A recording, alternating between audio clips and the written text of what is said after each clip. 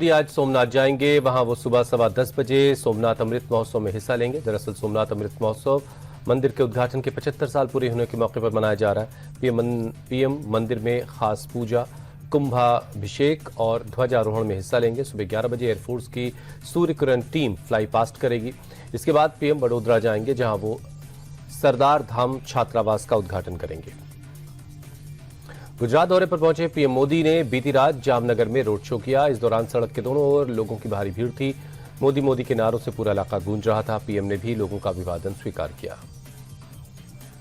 PM Modi ने middle east में जारी तनाव और ऊर्जा संकट के बीच देशवासियों से पेट्रोल डीजल बचाने की अपील की। तेलंगाना में जनसभा में उन्होंने कहा कि हमारे पास तेल के बड़े कुएं नहीं हैं। पीएम ने कोरोना काल की तरह वर्क फ्रॉम होम और ऑनलाइन मीटिंग्स फिर से शुरू करने का सुझाव दिया, ताकि देश युद्ध के आर्थिक प्रभावों से सुरक्षित रह पाए।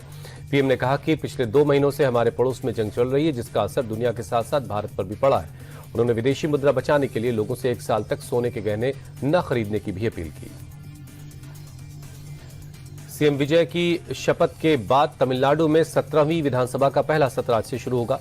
पहले दिन नए विधायकों को शपथ दिलवाई जाएगी। मंगलवार को तमिलनाडु विधानसभा के अध्यक्ष और उपाध्यक्ष का चुनाव होगा। 13 मई को सीएम विजय विधानसभा में विश्वास मत हासिल करेंगे। उधर तमिलनाडु के सीएम बनते ही विजय ने अपने चुनावी वादों को पूरा करना शुरू कर दिया। उन्होंने 200 यूनिट फ्री बिजली देने का और महिला सुरक्षा दल और एंटी ड्रग्स स्क्वाड बनाने के आदेश वाले ऑर्डर पर साइन कर दिया है। पश्चिम बंगाल में मुख्यमंत्री पद की शपथ लेने के साथ ही शुभेंदु अधिकारी पूरी तरह एक्शन में है। बंगाल में कानून व्यवस्था की समीक्षा करने के लिए शुभेंदु पुलिस अधिकारियों के साथ आज अहम मीटिंग करने वाले हैं। बताया जा रहा है कि मीटिंग शाम 5 बजे नबन्ना सचिवालय में होगी। इस मीटिंग में चुनाव के बाद होने वाली हिंसा से महिलाओं की सुरक्षा और राज्य के कानून व्यवस्था पर चर्चा होगी। आज नई सरकार की पहली अनौपचारिक बैठक भी हो सकती है। साथ ही आज मंत्रिमंडल में विभागों का भी बंटवारा हो सकता है। शुभेंदु अधिकारी बंगाल के सीएम बनने के बाद अपने पैतृक घर पहुंचे, जहां उनका लोगों ने जोरदार स्वागत किया। शुभेंदु अधिकारी जब कांथी से कोलकाता के लिए निकले तो बड़ी संख्या में लोग उनसे मिलने के लिए पहुंचे। शुभेंदु अधिकारी ने सभी का आभार जताया। 2027 के विधानसभा चुनाव से पहले योगी कैबिनेट का आखिरी विस्तार हुआ। 6 नए मंत्रियों ने शपथ ली है। पूर्व प्रदेश अध्यक्ष भूपेंद्र चौधरी और सपा से आए मनोज पांडे ने कैबिनेट मंत्री पद की शपथ ली। कृष्णा पासवान, सुरेंद्र दिलेर, कैलाश राजपूत और हंसराज विश्वकर्मा राज्य मंत्री बनाए गए। 2 राज्य मंत्रियों सोमेंद्र तोमर और अजीत सिंह पाल को प्रमोट कर राज्य मंत्री स्वतंत्र प्रभार बनाया गया। इस विस्तार के साथ योगी कैबिनेट में अब 60 मंत्री हो गए हैं। योगी कैबिनेट के विस्तार पर अखिलेश यादव ने चुटकी ली। सपा प्रमुख ने इशारों में मुख्यमंत्री योगी आदित्यनाथ पर तंज कसा। अखिलेश ने कैबिनेट विस्तार को टाइम पास बताते हुए कहा कि समय बिताने के लिए कुछ काम करना है। वैसे भी मंत्रिमंडल विस्तार में तो इनका कोई काम है नहीं। उधर से पर्ची आएगी, यहाँ तो सिर्फ पढ़ी जाएगी। अखिलेश इतने पर नहीं रुके। आगे उन्होंने कहा कि बीजेपी राज में वैसे भी सीएम का मतलब बस कुरियर मैसेंजर ही रह गया है। गृहमंत्री अमित शाह की अध्यक्षता में हीट वेव और बाढ़ से निपटने की तैयारियों की समीक्षा हुई। अमित शाह ने अधिकारियों को राहत सामान का पर्याप्त स्टॉक रखने के लिए कहा।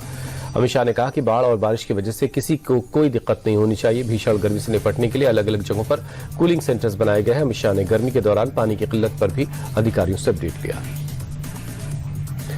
मुंबई में बीजेपी और शिंदे शिवसेना की तरफ से ऑटो रिक्शा चालकों के लिए मराठी सीखने की पाठशालाओं का आयोजन किया जा रहा है। शिवसेना नेता संजय निरुपम ने गोरेगांव में रिक्शा चालकों के लिए विशेष पाठशाला का आयोजन किया, जिसमें लिट्टी चोखा के साथ रिक्शा चालकों के लिए मराठी सिखाने की कोशिश की गई। दरअसल महाराष्ट्र सरकार ने 1 मई से रिक्शा चालकों के लिए मराठी भाषा को अनिवार्य कर दिया है।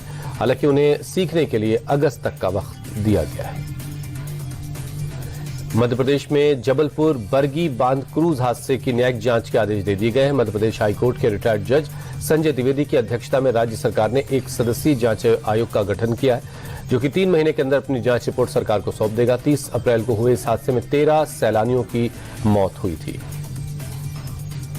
लखनऊ के हजरतगंज इलाके में एक रेस्टोरेंट में बीती रात आग लग गई। खबर मिलते ही दमकल की गाड़ियां मौके पर पहुंची और कड़ी मशक्कत के बाद आग पर काबू पाया गया। हादसे में किस तरह की जनहानि की खबर नहीं है। आग लगने की वजहों की जांच की जा रही है। उत्तर प्रदेश के झांसी में एक बुंदेली लोक गायिका का मर्डर हो गया। खेत के पास 45 साल की लवली मौर्य का जला हुआ शव मिला। चेहरा और शरीर काफी हद तक जल चुका था, इसीलिए शव की शिनाख्त करने में 10 घंटे लग गए। पुलिस ने तुरंत एक्शन लेते हुए मृतक के भतीजे को गिरफ्तार किया है। फिलहाल आरोपी से पूछताछ की जा रही। माना जा रहा है कि पारिवारिक विवाद की वजह से आरोपी ने वारदात को अंजाम दिया। हरियाणा के जींद में क्रिमिनल्स का सिर मुंडवाकर परेड निकाली गई। ये लोग शहर के कारोबारियों को धमकाकर हर महीने लाख रुपए वसूली करते थे। इस गैंग का डर दिखाकर जान से मारने की धमकी देते और पुलिस के एक्शन के बाद ये सभी आरोपी कारोबारियों से माफी मांगते दिखे। शहर के मुख्य चौराहों पर आरोपियों का जुलूस निकाला गया। पुलिस ने रंगदारी मांगने वाले 5 आरोपियों को गिरफ्तार किया। गैंग के सरगना को रिमांड में लेकर सख्ती से पूछताछ की जा रही है। यूपी के कुशीनगर में एक मदरसे में मेड इन पाकिस्तान लिखा हुआ पंखा मिलने से हड़कंप मच गया है। इस मामले का खुलासा तब हुआ जब मदरसे के मौलवी पंखे को बनवाने के लिए दुकान पर लेके गए। विष्णुपुरा थाना इलाके के मदरसा कादरिया में लगा हुआ पंखा इस वक्त सोशल मीडिया में वायरल हो रहा है। लोगों ने जांच की मांग की। हालांकि मौलवी ने सफाई में बताया। मुंबई के दादर इलाके में एक पेट्रोल पंप पर पेड़ गिरने से अफरा तफरी मच गई। गनीमत यह रही कि हादसे में किसी को कोई चोट नहीं आई। जानकारी मिलने के बाद दमकल की टीम ने मौके पर पहुंचकर पेड़ को रास्ते से हटा दिया। गुवाहाटी के कई इलाकों में बीती शाम जमकर बारिश हुई है, जिसकी वजह से जनजीवन बेहाल हुआ। कई इलाकों में जलभराव होने से लोगों को आने जाने में दिक्कत हुई। सड़कों पर गाड़ियों की रफ्तार पर ब्रेक लग गई है। जम्मू कश्मीर के डोडा में देर रात तेज हवाओं के साथ जमकर बारिश हुई है। मौसम में आए इस बदलाव की वजह से तापमान में भी गिरावट दर्ज की गई। कई इलाकों में बारिश की वजह से सड़कों पर पानी भर गया। अमेरिकी राष्ट्रपति डोनाल्ड ट्रंप ने ईरान को लेकर फिर तीखी टिप्पणी की। ट्रंप ने ट्रुथ सोशल पर लिखा, मैंने ईरान के प्रतिनिधियों की प्रतिक्रिया पढ़ी है, मुझे ये पसंद नहीं आया, ये बिल्कुल अस्वीकार है। उससे पहले भी एक पोस्ट में ट्रंप ने आरोप लगाया कि ईरान पिछले 47 सालों से अमेरिका और दुनिया को टालमटोल की नीति के जरिए भ्रमित करता रहा है। पाकिस्तान के पीएम शहबाज शरीफ ने कहा कि ईरान ने अमेरिका के युद्ध विराम के नए प्रस्ताव पर जवाब भेज दिया। हालांकि उस जवाब को उन्होंने सार्वजनिक नहीं किया। अमेरिका के प्रस्ताव को लेकर ईरान ने कहा है कि वो चाहता है कि बातचीत का ध्यान युद्ध को स्थायी रूप से खत्म करने की पर केंद्रित किया जाए। खेल में त्वरित नकद निकासी, जब आपके पास 100 से अधिक हो तो आप इसे निकाल सकते हैं, जो बेहद सुविधाजनक है। मैंने कई बार त्वरित यूक्रेन के राष्ट्रपति जेलेंस्की ने रूस से चल रहे युद्ध को लेकर बयान जारी किया। जेलेंस्की ने कहा कि रूस की तरफ से कोई बड़ा मिसाइल या हवाई हमला नहीं हुआ है, लेकिन फ्रंट लाइन एरिया और पास की बस्तियों में लड़ाई जारी है। उन्होंने कहा कि 2 दिनों में 150 से ज्यादा हमले हुए हैं, 100 से ज्यादा गोलीबारी हुई और करीब 10,000 आत्मघाती ड्रोन हमले हुए।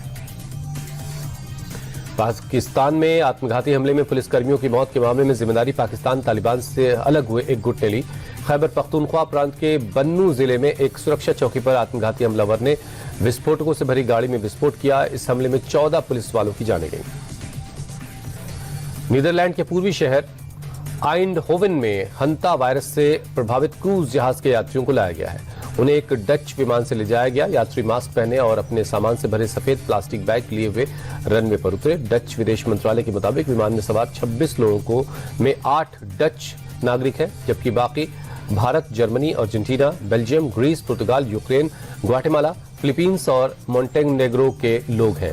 भारतीय विदेश मंत्रालय के मुताबिक क्रूज पर सवार दोनों भारतीय नागरिक फिलहाल स्वस्थ हैं। दोनों को सुरक्षित नीदरलैंड ले जाया गया है। आईपीएल का 55वां मुकाबला आज पंजाब किंग्स और दिल्ली कैपिटल्स के बीच हिमाचल प्रदेश के धर्मशाला में होगा। मैच शाम 7:30 बजे शुरू होगा। दोनों टीमें इस मैच में हार के बाद उतर रही हैं, जहां पहले 7 मैचों में अजय रहने वाली पंजाब को लगातार 3 मैचों में हार का सामना करना पड़ा। वहीं दिल्ली कैपिटल्स भी लगातार 2 मैचों में हार कर आ रही है।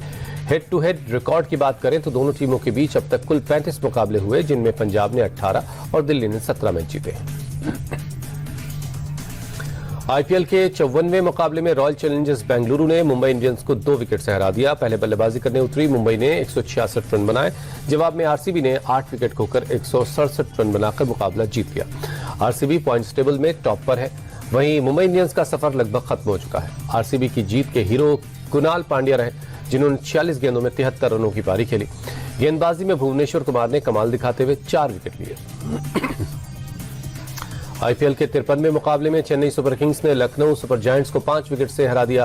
पहले बल्लेबाजी करते हुए लखनऊ ने 8 विकेट खोकर 203 रन बनाए। जवाब में चेन्नई ने शानदार बल्लेबाजी करते हुए 5 विकेट पर 208 रन बनाकर मुकाबला जीत लिया। सीएसके की जीत के हीरो उर्विल पटेल रहे, जिन्होंने 65 रन की तूफानी पारी खेली।